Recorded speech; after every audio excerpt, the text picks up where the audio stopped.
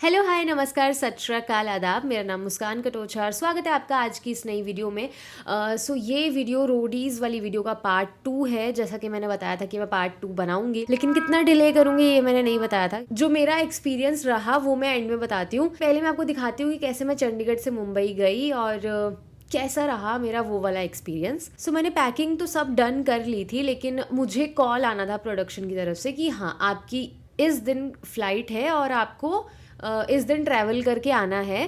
क्योंकि 5 दिन का था ना, तो अब मेरा कौन से दिन में जाके नंबर लगेगा ये मुझे नहीं पता था। ये मुझे उन्होंने कॉल करके बताना था कि आपको इस डेट को पहुंचना है क्योंकि आपको इस डेट पे ऑडिशन है आपका। मेरा मतलब लक ने ऐसा साथ दिया कि मेरा लास्ट दिन में जाके नंबर लगा था। तो मेरी फिर जो फ़्लाइट थी वो एक दिन पहले की थी। फिर इतना लंबा इंतज़ार करने के बाद मैं फिर पहुंचती हूँ एयरपोर्ट कि हाँ चलो फ़्लाइट मिस नहीं होनी चाहिए। वैसे तो कभी फ़्लाइट मिस ऐसे नहीं हुई मेरी आज तक, लेकिन फ़्लाइट डिले ना हो ऐसा कभी हो ही नहीं सकता। तो फिर पहुंच के पता लगा कि चंडीगढ़ से मुंबई जाने वाली फ़्लाइट पता नहीं किस कारण लेकिन डिले हो चुकी है। मुझे चाय पीने का बहुत मन कर रहा था, तो मैंने फिर चाय ऑर्डर कर ली और फिर मैंने चाय पी। उसके बाद भी काफ़ी टाइम था।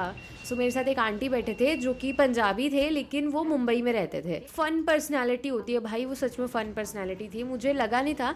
पहले पहले ऐसे थोड़ा बहुत बात हुई, उसके बाद फिर धीरे धीरे उनसे बातचीत हुई। वो काफ़ी एंटरटेनिंग थी। जैसे ही मैं कैमरा ऑन कर रही थी उनका वो कुछ और हो जा रही थी और कैमरा बंद करते बहुत एंटरटेनिंग थी। वो कैमरे पे थोड़ा सा मतलब उनका वो वाला फ़न साइड नहीं आ पा रहा था, लेकिन वो ऑफ कैमरा बहुत ही ज़्यादा एंटरटेनिंग थी।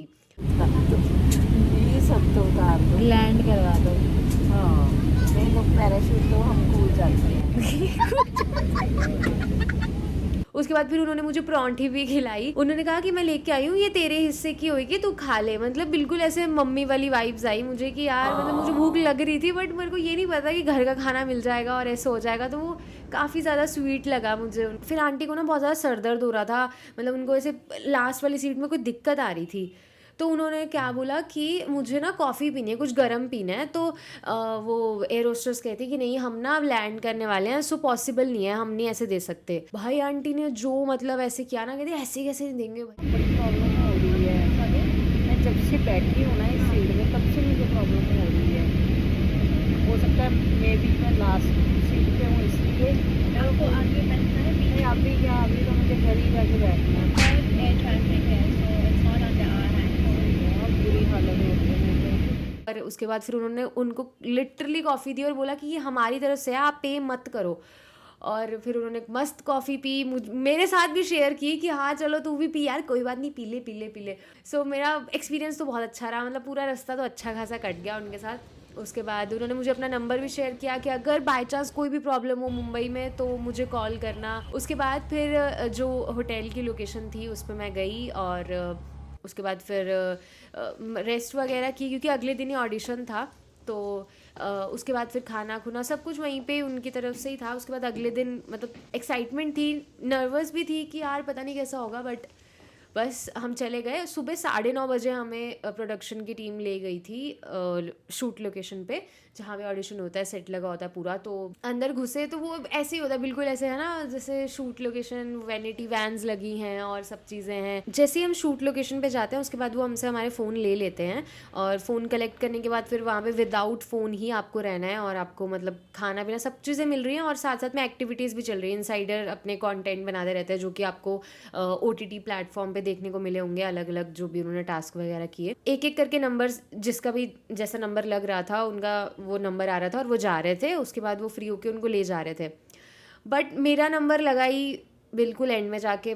लक ने बिल्कुल ना इस पॉइंट पे भी साथ नहीं दिया, पता नहीं क्या हो गया यार। मतलब सुबह 9:30 बजे के गए और रात के 10:30 बजे नंबर लग रहा है। उसमें आपने देखा ही होगा कि मतलब पहली बार ऐसा हुआ कि 7 लोग एक साथ जा रहे हैं और ये तो मतलब किसी ने भी नहीं सोचा था दूर दूर तक कि हम 7 लोगों में जाएंगे। ये डबल क्रॉस इनकी थीम थी, तो इसमें 2-2 के ग्रुप में जा रहे थे सब। तो उसके बाद लास्ट ग्रुप बचा था, लास्ट हम 7 लड़कियां बची थी।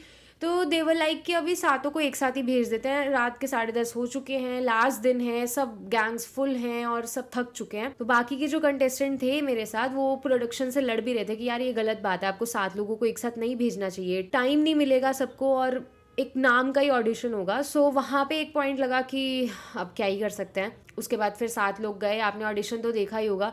सो मैं इसी उससे गई थी कि ठीक है, मैं अपना जितना भी मेरे अंदर जो भी चीज़ें हैं जो कि मुझे लगता है कि GD1 और GD2 में पसंद की गई, वही मैं रखूँगी और भी मैं अपने बारे में चीज़ें बताऊँगी जो जो चीज़ें मुझे आती हैं।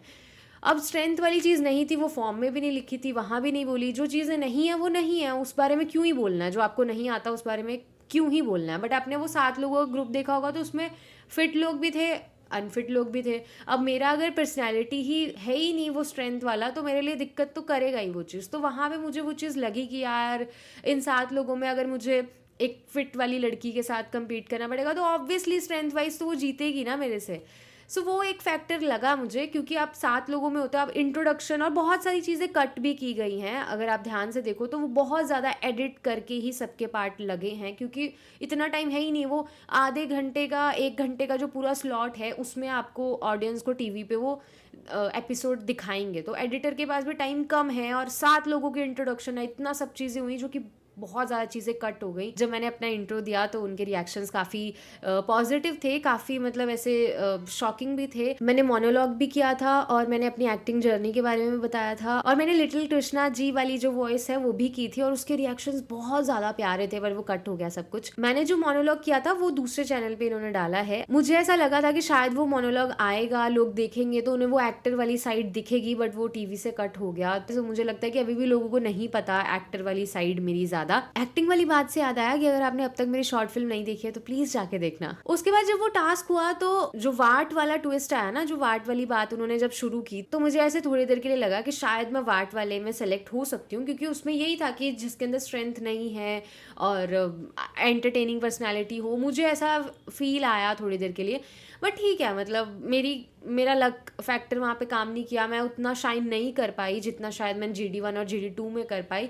सो मेरा सिलेक्शन नहीं हुआ, लेकिन एक्सपीरियंस ठीक था, मतलब अच्छा था, एक नया एक्सपीरियंस था मेरे लिए।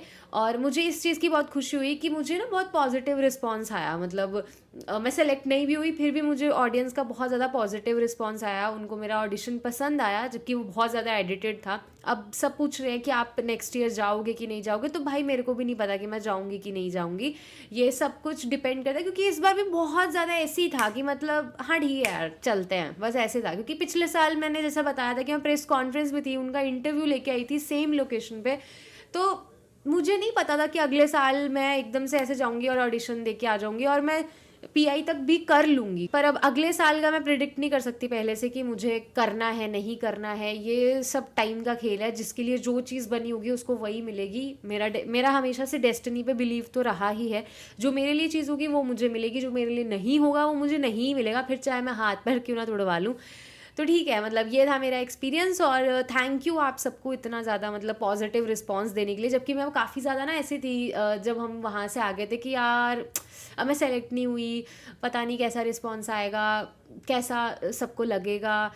तो मैं काफ़ी ज़्यादा थोड़ी नेगेटिव भी थी कि चीज़ें मुझे ऐसी लग रही थी। लेकिन ठीक है, मतलब जैसा रिस्पांस आया मुझे फिर अच्छा लगा कि नहीं यार मैं ज़्यादा ओवर थिंकिंग कर रही थी। मुझे सबने ये भी पूछा कि क्यों गए आप रोडीज़ पे, मतलब रोडीज़ ही क्यों। तो मुझे ऐसा फील हुआ कि मुझे अगर अपनी आर्ट या फिर अपना जो काम है वो अगर बड़े प्लेटफॉर्म पे दिखाना है, तो रोडीज़ एक ऐसा प्लेटफॉर्म है जहाँ पे आपको एक पर्टिकुलर चीज़ के लिए नहीं जज किया जाता। जैसे अब आप डांसिंग रियलिटी शो में चले जाओ तो वहाँ डांस करोगे, सिंगिंग के लिए अलग है, इंडियाज़ गॉट टैलेंट, या बहुत सारे शोज़ हैं। बट अगर ये एक प्लेटफॉर्म है जहाँ पे आप अपनी पर्सनैलिटी रख सकते हो, तो मुझे ऐसा लगा कि एज एन आर्टिस्ट ये प्लेटफॉर्म ऐसा है जहाँ पे मैं अपने बारे में बता सकती हूँ, अपनी आर्ट के बारे में बता सकती हूँ और वाइडर ऑडियंस को जो है वो कवर कर सकती हूँ। सो हाँ, ये था वो रीज़न। सो आई थिंक मैंने जितने भी मुझे सवाल आए थे यही सवाल ज़्यादा आ रहे थे। सो बाय एनी चांस अगर मैंने आपके किसी क्वेश्चन का आंसर नहीं दिया तो मुझे कमेंट सेक्शन में बताना। आज की वीडियो के लिए बस इतना ही।